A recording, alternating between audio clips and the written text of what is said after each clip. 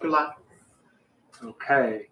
All right. Welcome to the meeting on September 20th at 6 o'clock, and we're starting the Police Policy Committee meeting of the Cleveland Community Police Commission. So I'm calling this meeting to order and do a roll call. Shandra, Benito. Present. Kyle, Earley. Present. On the phone. Alana, Garrett-Ferguson is not here. Piet, Lier, I'm here. Teri, Wang. Here. Present. Okay. So we have an agenda. One change we'd like to make is to move the behavioral health and crisis intervention piece first in terms of the work group reports and updates. Kyle, that way make sure you're still on the call. Oh, not for everybody. So if you're ready to go, Shandra and Kyle, let's go. So, we have been waiting a little bit to make sure that we get the feedback from the framework, and I was also pleased that we did get some good feedback in the framework around crisis response and behavioral health. So I do think it's a topic that's resonating with people. Kyle and I obviously met to create the content for the framework, and then we have created a list of folks that we are working on reaching out to. And then also I've had some meetings with Bree from Policy Matters, and then also Bree Esterling from Policy Matters, and Elaine Schaefer from Care for Cleveland. And we have a couple kind of projects that are in the pipeline that I wanted to talk with everybody about tonight. One is they wanted to do a panel where we would be a kind of a joint collaborator on the topic of pink slipping and the process that police play in the process of the role that the police play in the process of being pink slipped, which is involuntary hospitalization for folks who are experiencing mental illness and are experiencing a crisis and a danger to themselves or others. And, I think there's a lot of people who kind of understand the concept of someone being forced to be hospitalized, but a lot of people don't understand what that actually looks like, how it's done, what the legal process is, what are people's rights since going through that process, and then also what does it look like for folks? Like, what is the actual experience like of being in the hospital? What's the impact on people, on their families? And so in conjunction with MRAC, was interested in doing this panel that we wanted to talk with you guys about. I think Ryan is printing copies right now of a framework that they created. So, so I thought it would be good for us to talk about that. And then Kyle and I will be having another meeting soon to lock down on membership of the work group. One thing that did come up from what we originally talked about in the framework, which was doing an analysis of the crisis calls from the last year or 2 years, and looking at what types of calls could potentially be responded to by non-police care response model. But however, there have been some developments in the care response development from the Adams Board, and so it doesn't seem like that's necessarily the best role for us to take right now. And instead, I think there's some desire for just a broader analysis of the crisis calls, and especially because MRAC under what MRAC is supposed to do in the consent decree, they are supposed to monitor data, but they no longer have a data committee, and also they don't have access to be able to request as much data as we can. And so we can put together more complete analysis of getting a better picture of what's happening with crisis calls, who's the one making the calls? Is it family members? Is it people themselves? Is it community members? What's generally happening? What percentage of the time are people being charged versus not charged? When are they being diverted? Where are people going at the end of calls? What are the demographics? What districts are they coming from? And so I think that what we would likely do for the first meeting, and Kyle and I will have to talk about it some more when we meet to talk about kind of finalizing who will be on the work group and moving forward on those invitations might be a good place to start, is coming up with a list of questions with that group of what are the pieces of data people want to see and what questions we want to have answered. So I think that pending anything between Kyle and I think that we would like to aim for kind of toward the end of October, potentially for our first meeting. So, Kyle, is there anything you wanted to add? No, that was really good. I'm glad you highlighted what the Adams Board is doing, because I just received information on that as well. I've had great discussions with behavioral health agencies centered around this committee, or this work group, I should say, and they're really anxious to be involved from the standpoint of not just offering insight into what they think can happen when it comes to the mental health of officers and how calls that are dispatched out can be handled, but also interested in offering services to officers and community members as well. So that's good feedback that I've gotten from the two agencies, as well as some faith leaders in the community that I've met with, and that's been the common ground that everybody's come on to want to be a part of it. So that's what I have. A question quickly, Kyle, which two agencies did you mention? I didn't catch it. I didn't mention them, but the one is called Right Direction Behavioral Health. Right Direction Behavioral Health, and then there's another one called Minority Behavioral Health Group. Okay. That's awesome. Thank you, Kyle. No problem.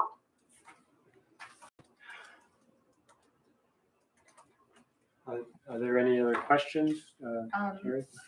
I'm a little concerned that because what I keep hearing just from people that are maybe not directly in, and I went to an MRAC meeting because somebody, Rosie, had invited me, and I'm a little concerned that we're hearing kind of the same jargon used over and over again, and I'm just wondering, are there any more diverse kind of thought about outside of this direct kind of ecosystem? Because I didn't go into that meeting or any of these meetings thinking I would hear such kind of conformity of language, and it doesn't seem like it's talking about some of the material issues that would be facing. But I recognize a lot of these people. I'm just wondering if there are if we can creatively think about some other people's perspectives, not necessarily. I think if one person with like lived experience. Wait, so you're the moderator. I know Bree. Could you tell me who Margaret Foley and Zach Thrive are and what their life experience is? Sure. Margaret Foley is somebody who has a history of mental illness and has been hospitalized a number of times also from youth, which was an important from youth, while she was a youth as well as an adult, and has also been hospitalized in a number of different types of settings, and so. She's somebody with lived experience, and then Thrive Peer Solutions is a network of peer support. It's a peer support agency, so it's a network of services for people with mental illness and substance use disorder by people with lived experience. So those are three individuals of people with lived experience. Mm-hmm. And I don't think Dr. Margolis was my primary care doctor, so probably not for clinical experience. I would really want like somebody with, I don't know these other people with either psychiatry or psychology, We were talking, one of the conversations that we were having is we don't want to make the panel too big, and so we were having a conversation about whether just non-psychiatric clinical experience, that in some ways that might be kind of a duplicate. So we weren't totally sure about whether we wanted to have two different groups of people both representing clinical experience. So, meaning you're going to have two here, or two this list, or? So there's different types of clinical experience. So there's psychiatric, so like, and then there's licensed social workers, licensed counselors who also provide clinical care.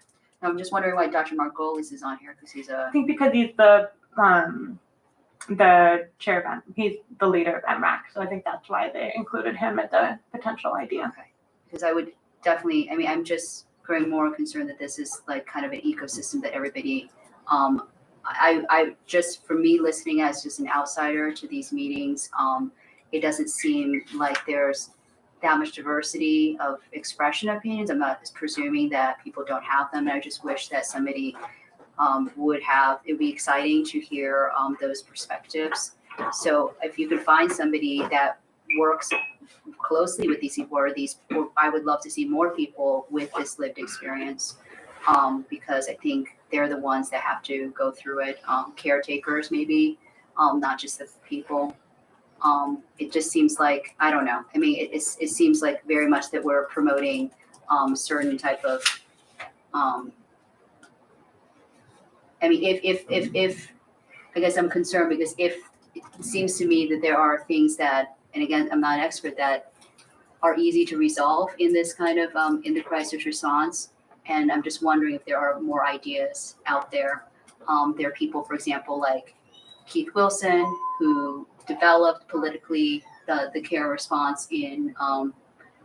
It's not a co-responder response, but just I think somebody. Sorry, Keith Wilson did what? Didn't he say for Cleveland? He put it on the ballot. A lot of people put it on the ballot. Well, I mean, okay, so it just. You mean the issue 24? No. For one in Schaefer.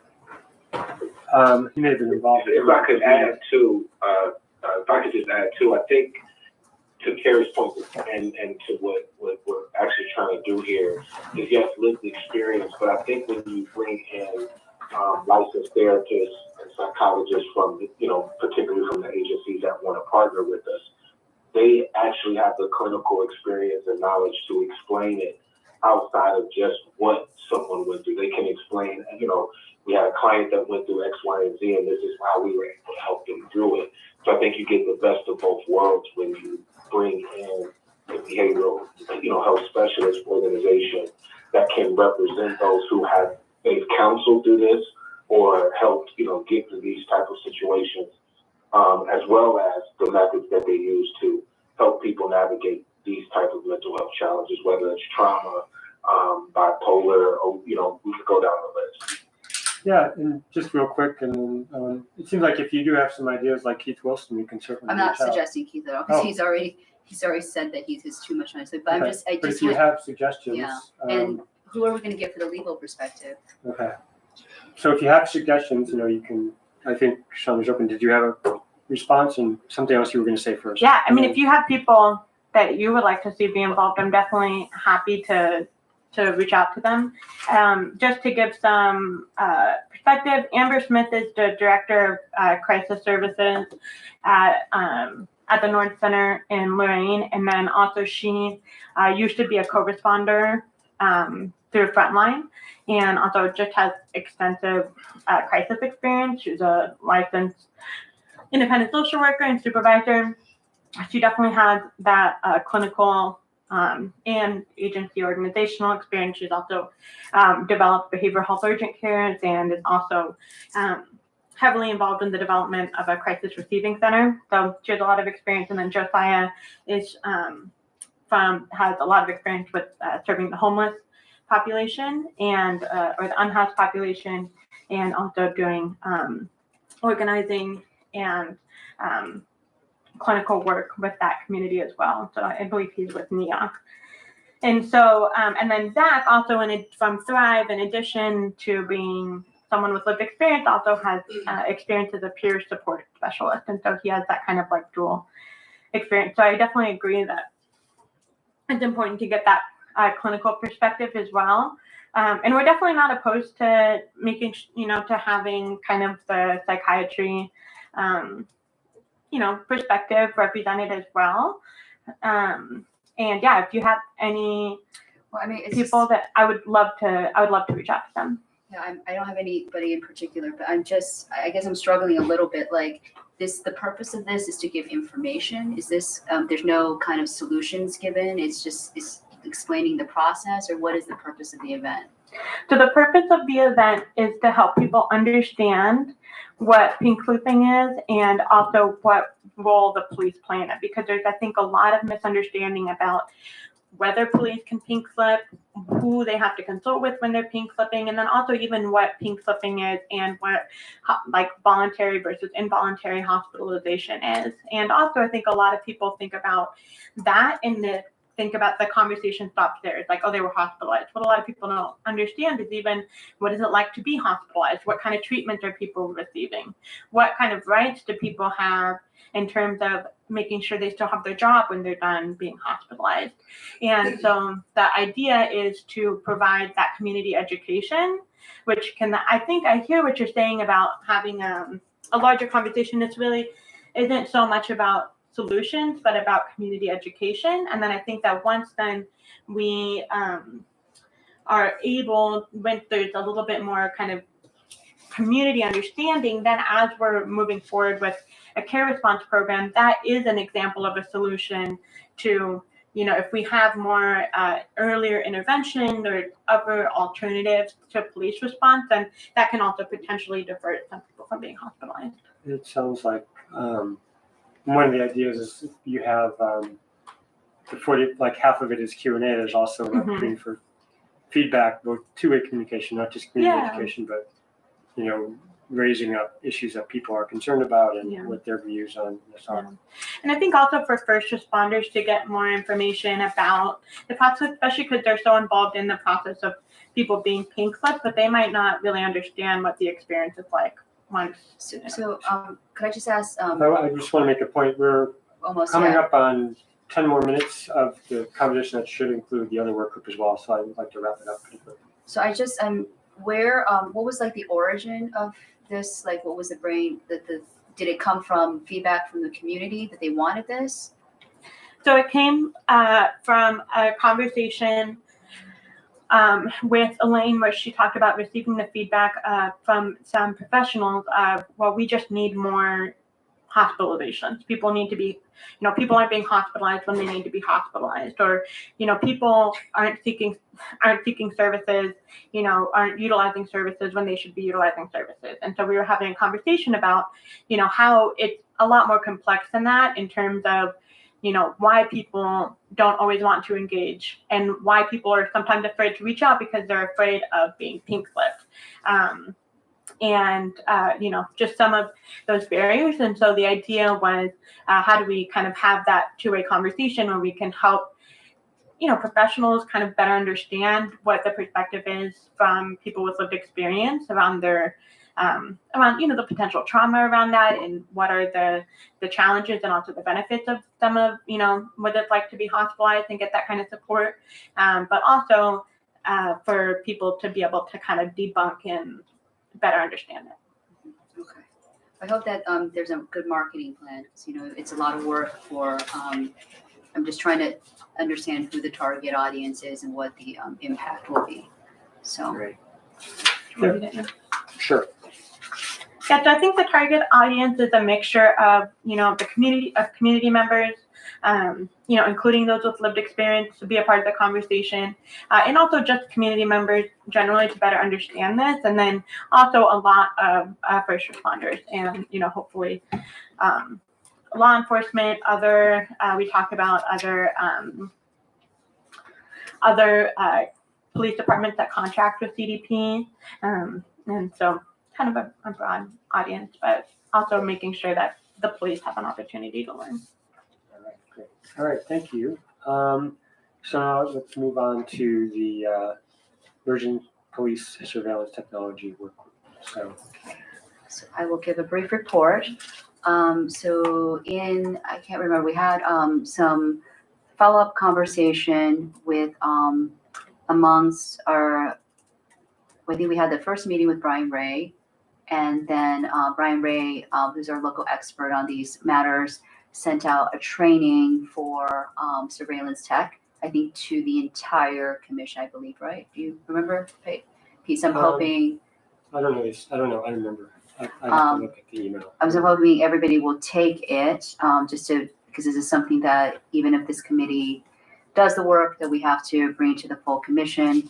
And then through Pete connected us with the Innocence Project, which is doing some kind of more focused work. So we're not sure if Cleveland will be their target city. However, that conversation was very revealing about some of the nuances and details. They just through their analysis have been able to find out more about the effectiveness and the accuracy of a variety of this technology. I'm hoping that, and Alana shared a lot of personal experiences about living in an area with ShotSpotter. So I'm hoping that group, our work group, can not just skip over the evaluation of this technology. Many other cities adopted this technology when it was new. It's a older company now. They actually just rebranded themselves as Sound Thinking, which is interesting when a rebranding always occurs. And obviously the other technologies with like the license plate readers I know the ShotSpotter seems like a very kind of attention-getting one. Yeah. You said Sound Thinking is the new Sound Thinking. No, one word.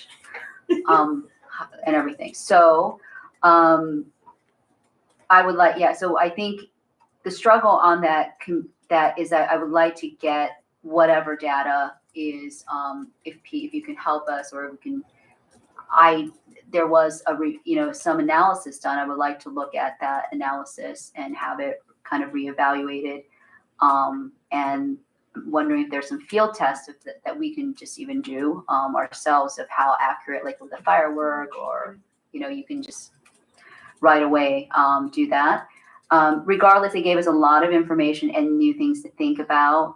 And I don't know exactly what the next steps are, but we also try to gather the people that we need. I think we have the full kind of palette of people that we need. So I've sent out an email to ask for a first meeting.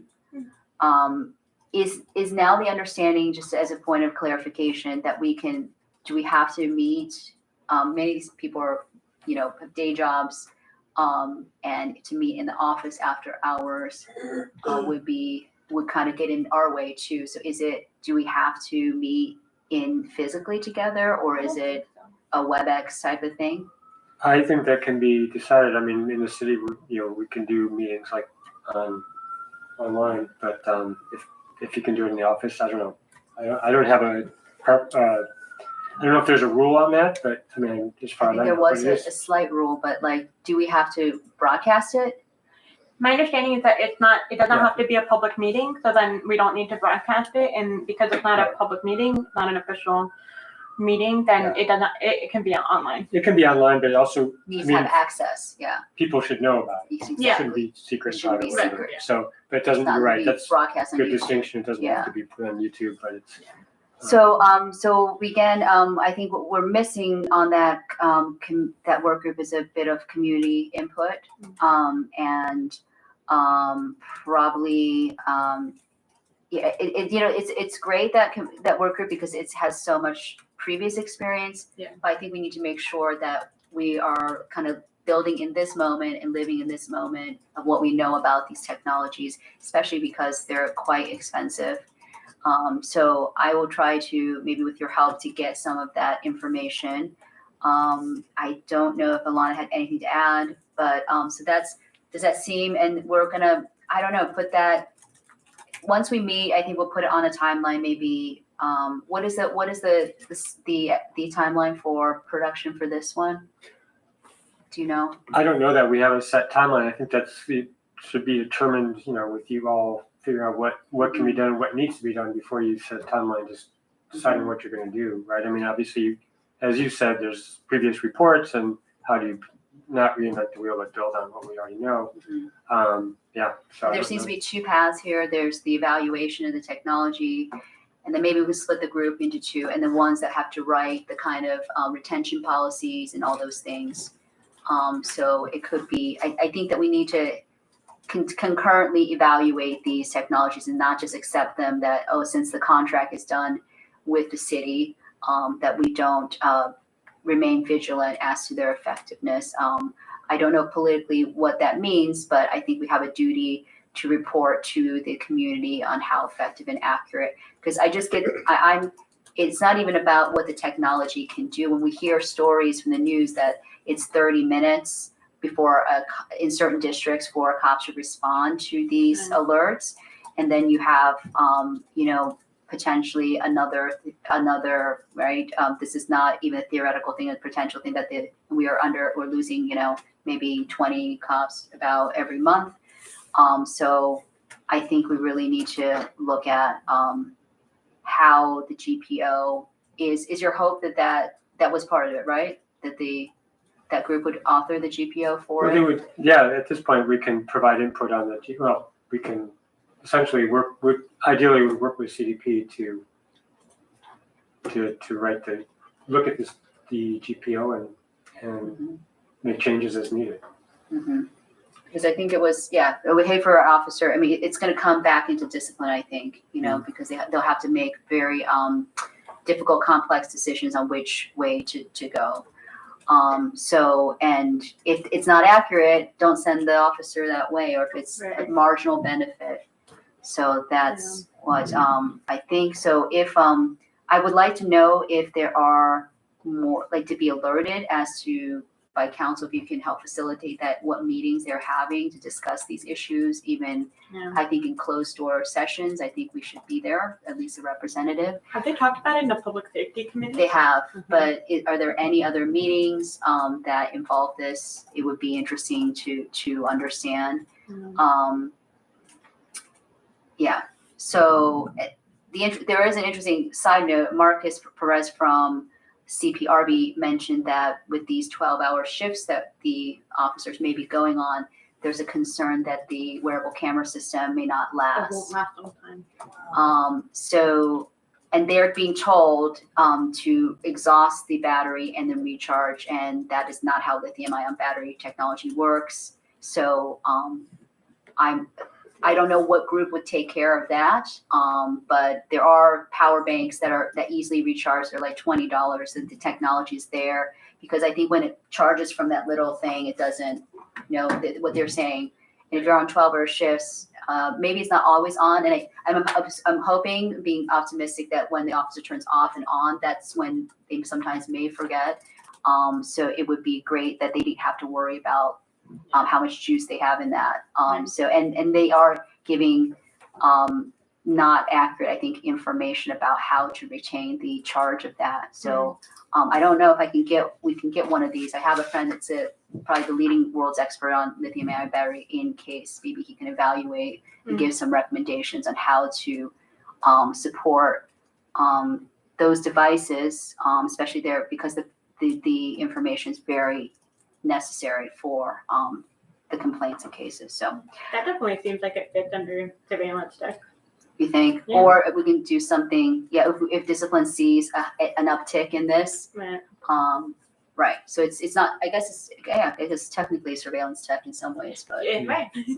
Kyle, do you have any questions or anything you want to talk about? Yes, thank you, Pete. I wanted to ask, did you all, on the surveillance and technology side, did you look at the recommendations from the previous commission? If you did mention that, I might have missed it, but I wanted to make sure I asked that question. Right, we did look at the previous recommendations. Most of their recommendations are to follow the policies and guidelines of the Oakland Privacy Commission. And I believe Brian Ray has a active connection with somebody, and I also have just accidentally another connection. So I think we can follow that there. I think the next step is to meet and then we should be probably watching their meetings. They're very long, but it might be informative. I'd be happy to watch them to see what they're doing, because they're very mature and they're talking about drones and all this stuff the last time I visited. But we probably could just contact them, and I don't know if there's updated recommendations that they have that they're enacting. So I will ask Brian to maybe reach out to them and get that information. So I hope that answers your question. No, absolutely. And maybe consider, I don't know if it's through a Zoom call, or maybe if, some of us on the policy committee need to go out there and actually, kind of learn hands-on what they're doing with, their technology and surveillance data, the way that they're handling. I do know that Mayor Bibb is pushing spot shooter very heavy, and speaking to the successes of it that they've had. So I know that they're really pushing technology, drones, things of that nature. So if there's a city out there that has a system in place and procedures and policy in place that's working, it'd be worth us investigating that and kind of mimicking what is already out there. Yeah, I think though, what was I going to say? I just blanked out on what was this. What I remember from the meeting that I went to, that they just kept saying, ask Berkeley. So that was they are probably not even the most advanced. So Berkeley Police, because it's proximity to UC Berkeley, probably has. So I could probably reach out to some of my contacts at Berkeley to see what they're doing. It might be faster. So is there, I hope that is, I wish there was more. I think once we meet, it will be fine. It's just getting everybody, it's a big group of people, relatively. Do you think, Jason said that there's not going to be any limit on these work groups. I think at some point they may get a little bit over. Do you have any thoughts? Because I have many people that are interested, but we kind of have reduplication of expertise. And yeah, I don't know I think it's having too big of a group becomes unwieldy, especially if you're online. But you need the right people in the room who can provide the expertise as well as the community perspective. So we'll just play it by ear, and we'll move forward. So I'm hoping I've already sent out the email. I've not received any responses, strangely, for a few days ago about scheduling. So hopefully by the next meeting, we will have a more clear update for you after meeting in the work group. Okay, thank you. All right, so we can move on to the next agenda item, reviewing the feedback on the policy committee framework. So there is there's a document that was sent out. I don't know if It's very hard to read, but yes. on your phone. It's easy. We could probably ask Ryan to print it out for those of us who don't copy it for it. Ryan, would you mind printing out the summary of community feedback? Sure. This is for the The survey feedback. Oh, yeah. From the technology survey. Well, it's the whole overview of the framework. Well, I could just read it out with it being. I can. Sorry. I don't think we have to read everything, but I think There were just particularly. 2, right? No, there were 8. But there were 2 that applied to this committee. Yeah, there are fewer that apply to this committee, but the summary provided, and if you can't do it, that's all right. But we'll make sure you all get it if you need it. I'm not 100% certain what document you're referring to. The framework, the survey on the framework. Oh, yes. The community Yes. The community feedback on the Yes, framework. okay. So, yeah, the summary says it was basically positive, making sure we look at what's already been done, and then how the work groups will operate, and community engagement. So that's the summary. But I think, as you were saying, there were a couple that directly related to our work, especially the work group on behavioral health and crisis intervention. So one of them was more general, but we're looking for published projects and publications of the findings, research, and whatever else we might do. Another one was specifically related to this work group. Should know if it is looking at an alternative response that significant groundwork and framing has already been completed by other stakeholders in the city in terms of alternative non-police response. They should rely on MRAC, MEOC, REACH, and other experts, including members of the Care for Plea campaign, careforplea.com, and sort of like wondering if there's a way for this working group to make a recommendation to the city about alternative response program and engaging existing, active stakeholders and engaged community members in the recommendation making process so they could participate in that. So that was one very specific piece. The other, there was also questions about there's not necessarily a vehicle pursuit work group on the policy side, but certainly one of the issues we're looking at. So how will that, work with the Highway Patrol, the County Sheriff's Office, suburban police departments when they're doing pursuits inside city lines? And then use of force question in terms of looking at the outsized police response toward people experiencing mental health crises and its connection to police violence and brutality. So that was one person's response, and I already have a copy, but another person talked about, that was more about having the technical, that was a Brady Israel question, which might intersect with policy, but if we have the technical, financial, staff capacity and resources to create and maintain radio digital, public website database for that. That's consistent with Ohio's privacy laws. And then surveillance tech, there was a surveillance tech question about including a specific mention of facial recognition technology under the surveillance tech work group. So those are ones I had that were directly relevant to this committee. Is there anything I'm missing?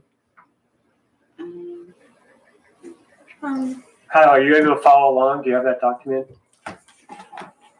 He might have already jumped off. No, I'm still here. I don't have the feedback on the framework, but I do have the framework. Okay, I can email it to you real quick.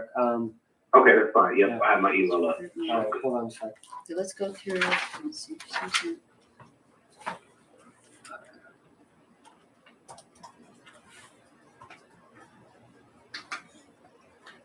think that.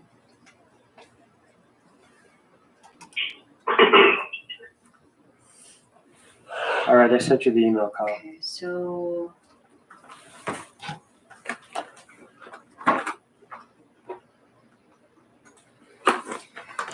There was an interesting comment that I thought about.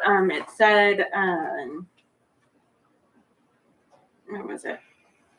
Create a work group focused on non-police policy ideas that could reduce pressures on the safety forces. I think, it's a little bit hard because we are specifically supposed to be looking at police policy, but I think there's room for some broader conversations in that. And then I also think, that's also partially the aim of the, violence prevention wing of the grants program.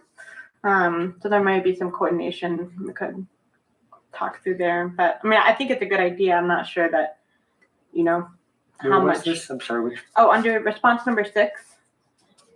Oh, right, okay. I thought it was an interesting Wait, comment. All right. Oh, yeah, That's a good, we have that already, I think, in. Oh, we have that work group already? We have something that could fit in accountability. That was my idea.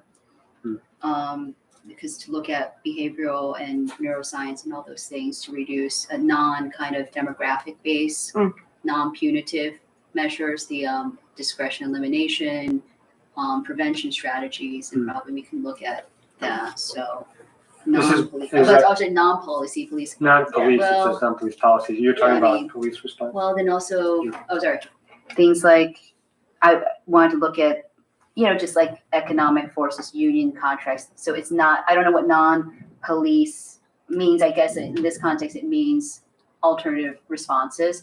We could do that. I wanted to send it out. There was a article in the New York Times from a few months ago about Brownsville in Brooklyn. And they have, for the last 4 years during May, the citizens have responded to every nonviolent EMS call. The police are the co-responder at the back end, and they've been successful in de-escalating every single one. So Ms. Syed and I had already talked about how we can maybe, I don't know where the research would come, that it would be, I think that going forward next year, if we can get someone to make a proposal for that through the granting system, then we can guide. It has shown, I think, I don't know, hundreds of thousands of calls that they've done. I think it's being done in Detroit successfully. So it's pretty clear that citizens, but I don't know, I wanted to visit and ask, I'll reach out to them and see if there's some special learnings, what was special about the neighborhood that they were able to do this. It may be, but we could do a test pilot in a district. Because in any of these policy ideas, I think we just do a policy that'd be way too quick, right? We have to kind of work our way into an on-ramp for it.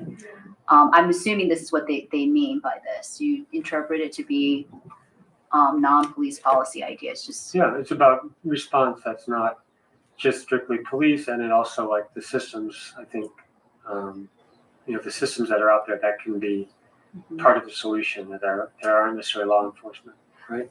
Yeah, I interpret it also as like kind of prevention strategies, like, better, like I think to your point, right, like economic opportunities, right? It's a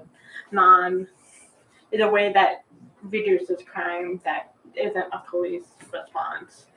Yeah, I don't know if there is room, because I see the only way that we can do this, because it's not police work, right? Right, Is to do it through our granting system. And I don't know, I'm hopeful that next year we can maybe put out a solicitation for we want someone to propose a project for this specific purpose, and these things do work, but again, they're still symptomatic responses, so it did, and I think one of the other things we have to do is to fix the police discipline system and the response, because that will do a lot for safety too. We don't have enough officers, it seems like, to cover, and that could overtax other officers. So I think it's a joint thing. So maybe we should reach out to this person and maybe get more information as to what they mean. As for the facial recognition, is the same person. I can find out if there is facial recognition being used. And obviously we understand the flaws of that technology. So. Okay. So one question, Kyle, did you have anything? Sorry, go ahead. I'm sorry, go ahead. No, you go. I was going to call on you. Okay. Do we know how many people actually participated in the survey? 8 people, okay. Not a lot. Okay.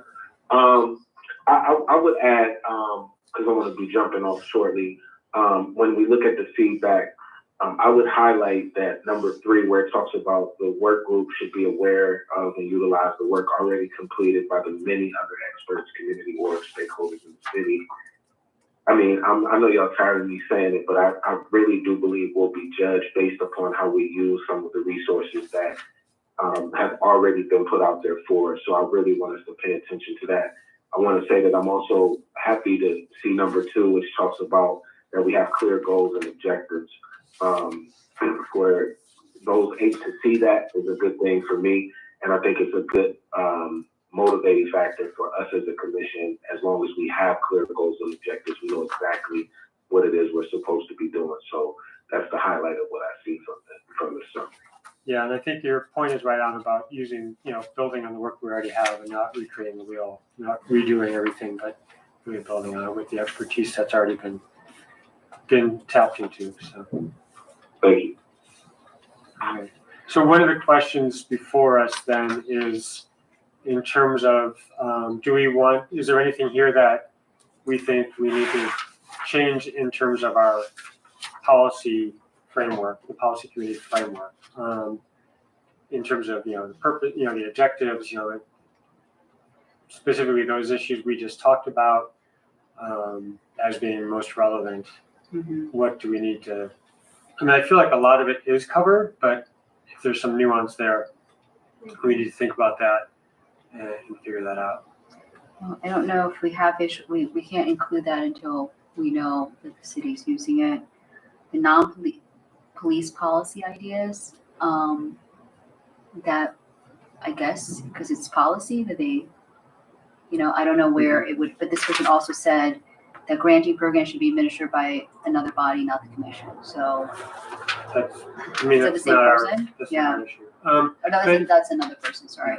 But I think that, as I think about, we are the police policy committee, so I think the place that intersects is around, to some degree, around the alternative care response model, which we're sort of, we're aware of, and it's, but you've sort of said maybe we pull back from that and focus on the police specific things, so.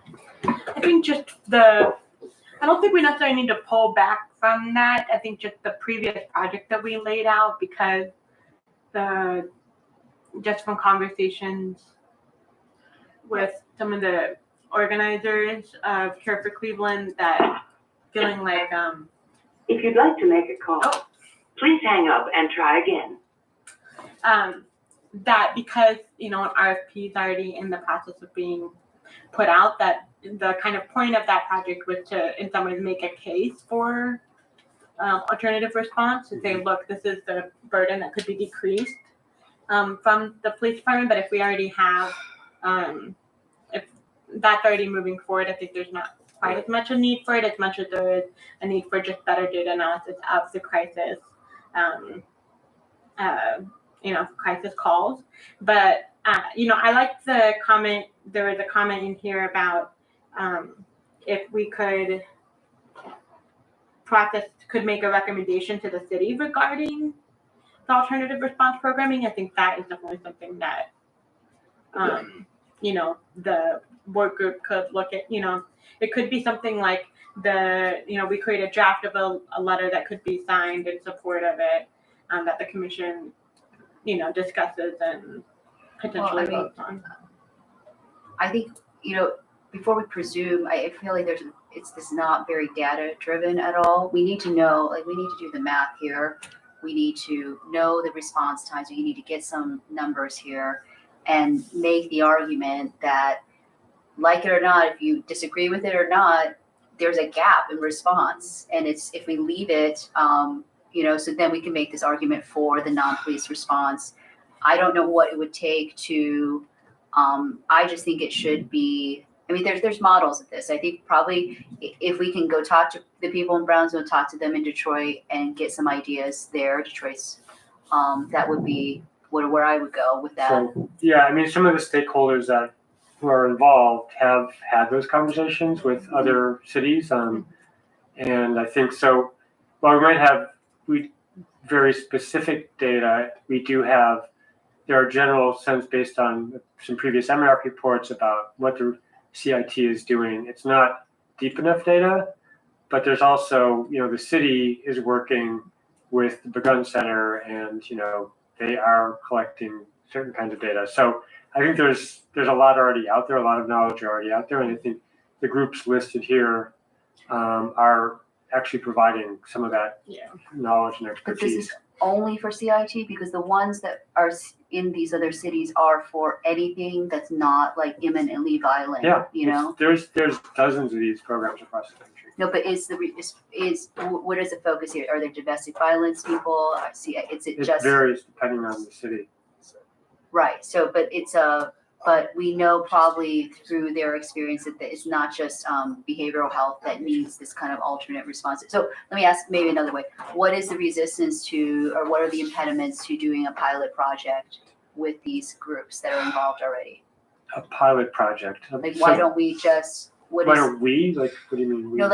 If people know that these kind of programs work in other cities, what is the city's resistance to trying it? There is not necessarily resistance. There's actually an RFP that's going out from the Adams Board, and the city is working very closely with the Adams Board on it. Mm-hmm. So I'm sure there's resistance in some senses, but there is definitely work is moving forward. They're talking, and there's definitely some concerns about how they're moving forward with it, but right now it's looking like they're hoping to start non-police response in July. So next year. And so, but there's definitely a lot of concerned with how it's, potentially being rolled out right now, that, A lot I of think these questions. groups, yeah, and a lot of questions. And I think it's also, this comment was written before that just happened last week, literally, it came out. It was news last week and it's still being digested and discussed. So I think this comment was made before Yeah. that. I think there's still maybe a nuance. What I remember from that article, it was the people of the community, it was not necessarily people Yeah. in these. And I'm hoping they're applying for that grant that the federal government has. They have, in fact, the Okay. city has applied for that grant, focused on dispatch. The local coalition is very focused on peer responders. So yeah, we'll see what the pilot does, but that's certainly been a focus of the advocacy that's been happening. I think Rosie's asking which federal agency? Which federal grant? The It's BJ, essential. Bureau of Justice Affairs, in the Department of Justice. BGA, Yes. okay. Not the Mental Health Sunshine Act.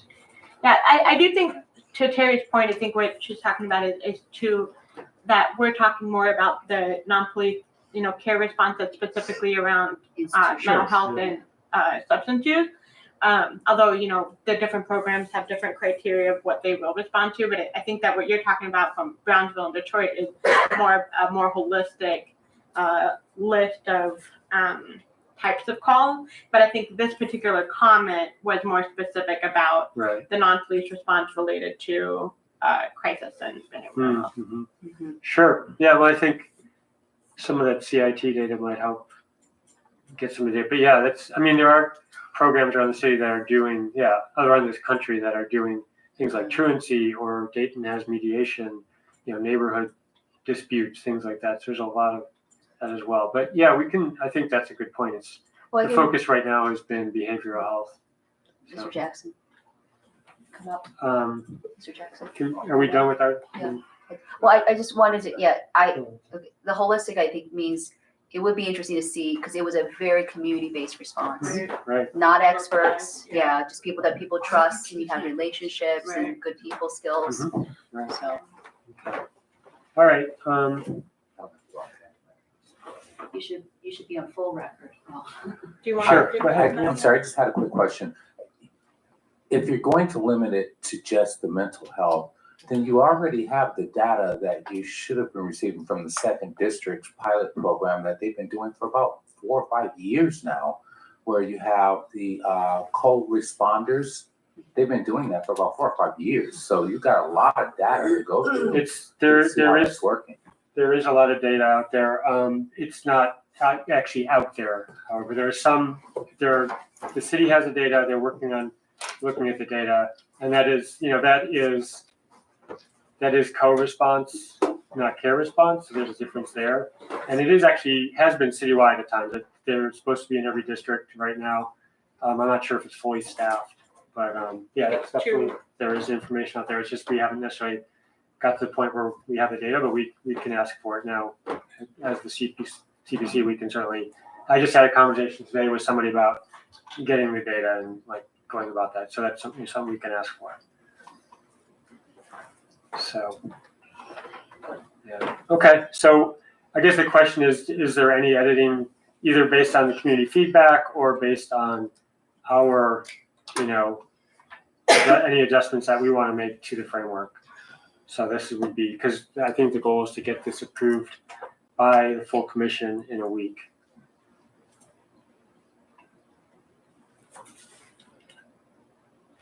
I feel like I'm not sure that I think the framework really needs to be updated, but I think that we can. Definitely we'll make notes of this for informing kind of as we get these meetings started what we focus on first.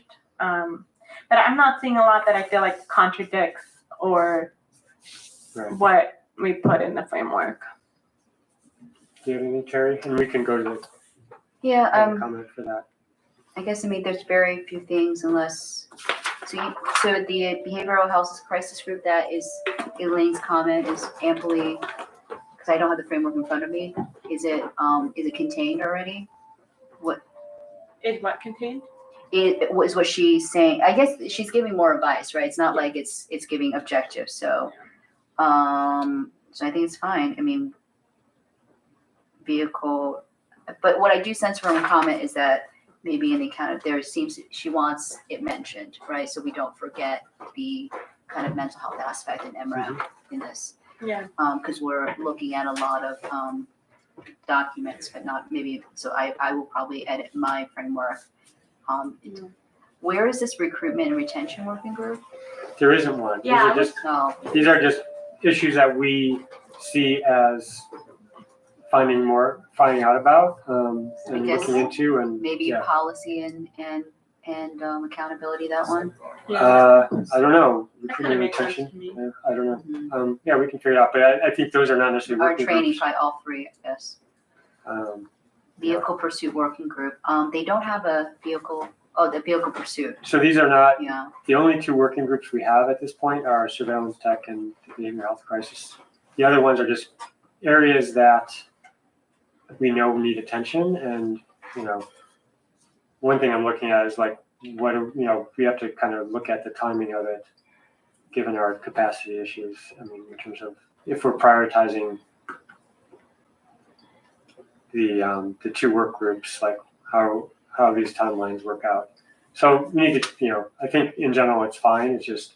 Yeah, and I can reach out to Elaine and just ask, because some of these can be just topics that we look at in accountability, right? Do you know Elaine, or? I do, yeah. You do? Okay. Oh, briefly, yes, we've liaised on text, so.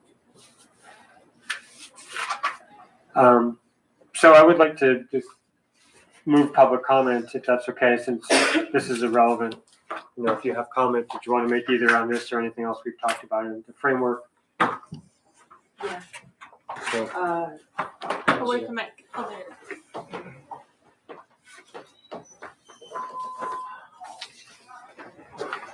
So is it working? Okay, Yeah. so I wanted to say, first of all, I like what I'm hearing, but I'm extremely disappointed that there was such a small window for people to make comments. I didn't know that there wasn't that much time. So by the time I had time to look at it, I couldn't submit any feedback. The other thing I was going to say was, and it's kind of been talked about a little bit here, but so with this care response, which is non-police, okay, the Commissioner Wang, what you need to realize is there's a lot of moving parts, and I was at the Alcohol, Drug, Mental Health Addiction Services Board of Cuyahoga County Adams Board meeting last week, and they talked about this. And so this has been talked about for years. Initially it was, maybe we'll do it in Cleveland. Then it was, maybe we'll do a pilot in the suburbs. So basically they're just going ahead and doing their own thing, the mayor and the Adams Board. And they're not getting any community feedback. I gave a public comment, Signal Cleveland, so did Elaine. Signal Cleveland did a story on it. But, I specifically said, look, there are a lot of different models. This isn't like a co-responder program. There's so many different models. You can't just pick up a model and drop it in Cleveland and expect it to work. So basically my point is the train has already left the station. I'm not really sure what the RFP is going to be for, because the Adams Board basically announced the provider that they're planning to use. So it'll be interesting to hear about that. The other thing is the emergency hospitalization, pink slipping. I was very disappointed that the previous commission did not look at that when they worked on search and seizure. Because when you do that, you're basically seizing somebody. Right. And there have been some OPS complaints dealing with that, where somebody has alleged that someone should have been hospitalized or shouldn't have been hospitalized. So I think that's something that you all are going to have to look at. And then I think it's probably going to take more time to put together an event for that. Yeah. And also see if the city is planning to do training on emergency hospitalization anytime soon for the officers, because there was a survey, I think it was 3 years ago, I have it, and a number of officers said they wanted training in that. City was supposed to do it, and to the best of my knowledge, MREC didn't create it. So I think that's something that you guys need to look at. And maybe one quick thing, maybe trying to educate the community about CIT first, Yeah. possibly. So, thanks. Yeah, I'd be curious to see what training they're getting on that. Hospitalization period. That's a great perspective. Man. They already have done something. Yeah, actually, just before I retire, I remember we actually had to do that in-service training. It was specific to the pink slipping. There was about a 3-hour class just for that alone. The case law that goes with it, the process that goes with it, and the various things that you need to see before doing it. So we went into that, but they didn't put it into the search and seizure because the search and seizure was primarily for the constitutional side of it, when taking someone into custody, even though I do agree, it is still a seizure, but it's a different type where there's no criminality involved in it. With the search and seizure, it had so much criminality, it had to have its own GPO. Can I just say a really quick thing? So I just wanted to point out that MRAC was not allowed to look at this during our tenure, basically, but a lot of people had brought up concerns about what happened to Tanisha Anderson. We all said we're not here to demonize the police. We want to prevent a future tragedy. And in that situation, Tanisha was willing to voluntarily go to the hospital, and then she changed her mind. And a struggle ensued because they tried to force her to go to the hospital. So that shouldn't have happened. Do you see what I'm saying about search and seizure? Because she wasn't a danger to herself or others. So it's kind of what I was talking about. Thanks. Rosie, could you give us an update? I just want to know what is your what is the current CIT training schedule look like for the officers? How many hours? What is the re-education? What does the schedule look like? Do you know? So it's a 40-hour training that they take, and then it's supposed to be 4 hours of annual training that they take in addition to that, all the current CIT officers. But I think this year is the first year that they actually had 4 hours of training. Is that right, Rosie? Yes, but every officer every year gets 4 hours of annual in-service training. Yeah. The 40-hour training, specialized training is for the volunteer officers who are vetted. And then the policy says that they also have to get 8 hours of in-service training. So they're getting the 4 that everybody else is getting. And then an additional This 4. is the first year they're getting an additional 4. The CIT officers. Yes. The 40. So do we know the vendor for the who does the training, who authorizes? The Adams Board. So Adams. And the Adams Board runs the CIS, they call it a CIT training, and then they also run a county version where they provide the training for other police departments in the county. Okay, and as there, SCIT stands for what? Specialized CIT. Crisis intervention training. Mhm. Hi, Yeah, Lou. I understood. Do we have any? Do they study in any way the Adams Board? Is there any data that for the success of the training? And Yeah, so Carol Ballard is the coordinator of it. She's very involved in CIT. She's on the board of CIT International, so she's been doing it a long time. In terms of the data around the success of the program, I don't know what. I believe the officers fill out an evaluation at the end of. I know they fill out an evaluation after each session, and they collect that data. But that's part of what we're kind of talking about in terms of in the work group of how do we look at what success within the CIT program looks like beyond just a lot of and you ask the police department, and I also think the vendor of, the Adams Board essentially, who are running the CIT program. I think for them, success looks like how many officers are trained and then what percentage of the time CIT officers are responding to crisis calls. But I think that there's a lot more depth that should be looked at in terms of what are the outcomes of those calls? How do the people being serviced, what is their perspective on what's happening?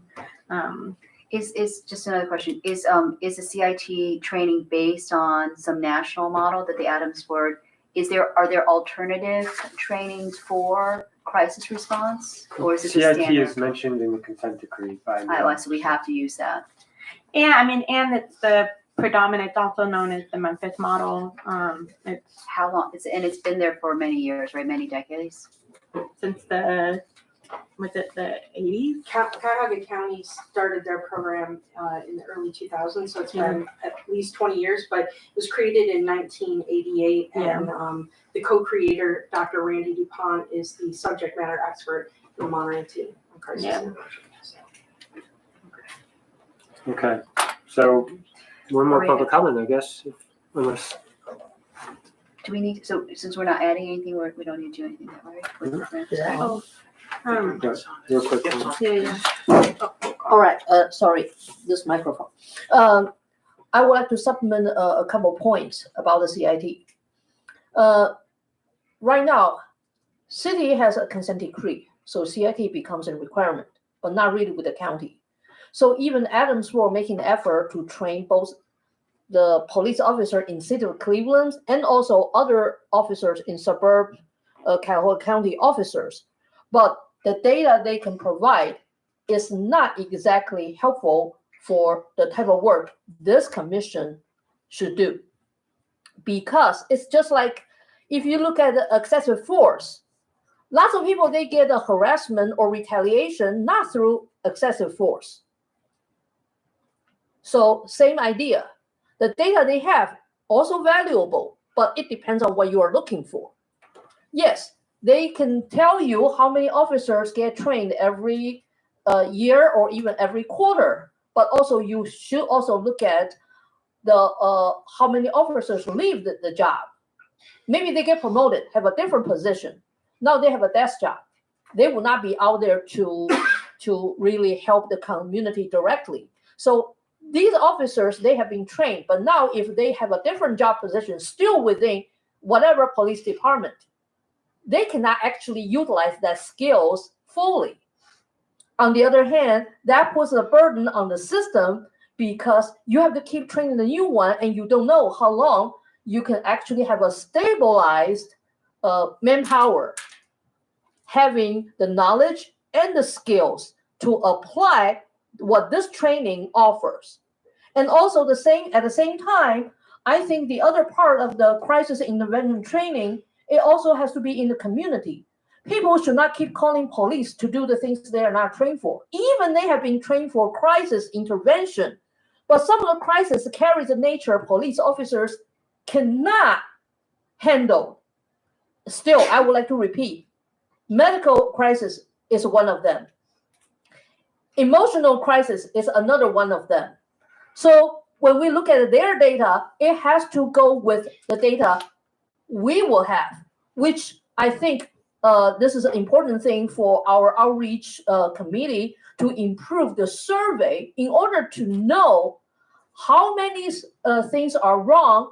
It's not only at the 4 particular points consent decree uses as a guideline. Lots of things can happen. Excessive force, improper seizure, all those things can happen. But those things only happen after some other things goes wrong first. So you can not only look at the one end, but not look at other aspects of the whole issue. So I think this is the improvement this batch of commissioners should actually work on. Otherwise, it will not really do any good for the community to have all of you sitting here having meeting after meetings, but we do not see any results. Thank you. Pete, can I say Sure. something? Last one. Yes, is it still on? Okay, I forgot to tell you, so there's kind of been a excuse me, a rumor going around that the next monitoring team semi-annual report that's due to come out next month, that they were going to say that crisis intervention had moved on, that it was so successful that it was moving forward to another phase. A lot of people in the community working on this were very concerned about it. I called somebody at the Department of Justice that has been working with this for over 7 years. We talked for over an hour, and basically that is not happening. and I need to send an email out to people, but there's a paragraph in the consent decree that talks about an assessment that has to be done first before they can take this to the judge. So the good news is things are status quo for now. So I didn't know if Commissioner Van Lier had heard about that or not, but. I shared that with them before the meeting. Okay. Yeah. Okay, all right, thank you all. Is there any new business that we want to discuss? Moving on to the next, unless there's some. In terms of next steps for the event, I think that I'll suggest that Kyle and I have a meeting with the staff here to kind of talk about potential staff support of what Sure. we need, and then I'll report back to the committee. Okay. That sounds good. Sounds good to me. Documenters is covering this. Great. Tonight? This, yeah. All right. Oh, we're almost done. Yeah, well, no, Yeah. I mean, they've been live tweeting. Oh, really? Oh, Yes, cool. yes. All right. Great. So, any other new business? All right. Well, with no further business, we will formally adjourn this meeting. And our next meeting is October 18th at 6 p.m. Thank you all.